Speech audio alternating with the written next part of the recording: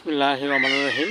আসসালামু আলাইকুম everyone, welcome to Swarna হোমি হল চ্যানেল। আজ একটি সাবজেক্ট নিয়ে আলোচনা করব। সাবজেক্টটি হলো স্কিন অ্যালার্জি ট্রিটমেন্ট। এভরিওয়ান, চর্মে অ্যালার্জি একটি গুরুত্বপূর্ণ একটি ডিজিজ। এই রোগটি দেখা যাচ্ছে আমাদের মাঝে প্রায় ছেলে কিংবা মেয়ে প্রায় সকল মানুষের মাঝে এই রোগটি দেখা দেয়। এই রোগটি দেখা দেওয়ার কারণ হলো আমাদের বডিতে যদি অতিরিক্ত পরিমাণে ঠান্ডা প্রবেশ করে কিংবা আমরা পর্যাপ্ত পরিমাণে বিভিন্ন ধরনের খাবার খাই, যেগুলো খাবার খেলে আমাদের বডিতে অ্যালার্জি হয়, সেগুলো খাওয়ার ফলেও আমাদের মাঝে এই চর্মে এই অ্যালার্জি রোগটি হতে পারে। আবার দেখা যাচ্ছে যে অনেক সময় আমাদের মাঝে যদি শরীরে অত্যধিক পরিমাণে তাপ অনুভূতি হয় কিংবা আমাদের পরিপাকতন্ত্রে যদি কোনো সমস্যাজনিত কোনো সিমটম দেখা দেয়, এর ফলে আমাদের মাঝে এই চর্মে এই অ্যালার্জি রোগটি হতে পারে। সো এভরিওয়ান, এই রোগটি আমাদের মাঝে হলে আমরা কিছু করণীয় বিষয়গুলো জেনে সুস্থ হতে পারি। যেমন দেখা যায় একজন ব্যক্তির বডিতে কিছু ছোটো ছোটো দানাদার বর্ণ হয়েছে, বর্ণটি কাটার নেই, জলে এবং প্রচুর চুলকায়, সহজে সরতে চায় না। এসব লক্ষণে আমরা হোমিওপ্যাথি একটি প্রশংসনীয় ওষুধ খেতে পারি, সেটা হলো আর্টিকা ইউএস মাদার। আমরা 10 ফোঁটা করে সকাল এবং বিকেল 2 বার সেবন করতে পারি।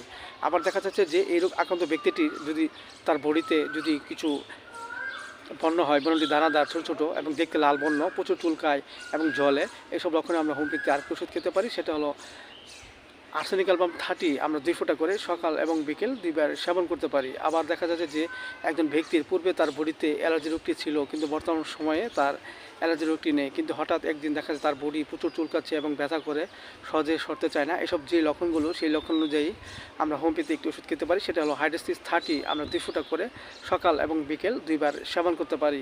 পাশাপাশি আমরা একটি হোমিওপ্যাথি বায়োকেমিক বড়ি খেতে পারি, সেটা হলো ফেরাম্পস 6-এর 4টি উপর চিবিয়ে আমরা হালকা গরম কুসুম পানি সহ সকাল এবং বিকেল 2 বার সেবন করতে পারি। এর ফলে আমাদের মাঝে স্কিন যে অ্যালার্জি, সেই অ্যালার্জিটি আস্তে আস্তে কমে যাবে। এবং ওষুধ চলাকালীন অবস্থায় আমরা কিছু নিয়ম মেনে চলবো, যেমন আমাদের বডিতে কোনোভাবে যেন ঠান্ডা প্রবেশ না করে সেদিকে আমরা খেয়াল রাখবো, এবং আমাদের যেগুলো খাবার খেলে অ্যালার্জি সৃষ্টি হয় সেগুলো খাবার আমরা সর্বপ্রথম পরিহার করব। এতে করে আমাদের মাঝে সুস্থ বোধতা ফিরে আসবে। সো এভরিওয়ান, ভিডিওটি ভালো লাগলে অবশ্যই আপনারা লাইক দিবেন, সাবস্ক্রাইব করবেন, এবং ভিডিও সম্পর্কে যদি কোনো মতামত আপনাদের জানার ইচ্ছা থাকে তাহলে অবশ্যই আপনারা কমেন্ট বক্সে শেয়ার করে দিবেন। সবাই ভালো থাকেন, সুস্থ থাকেন। Thank you so much.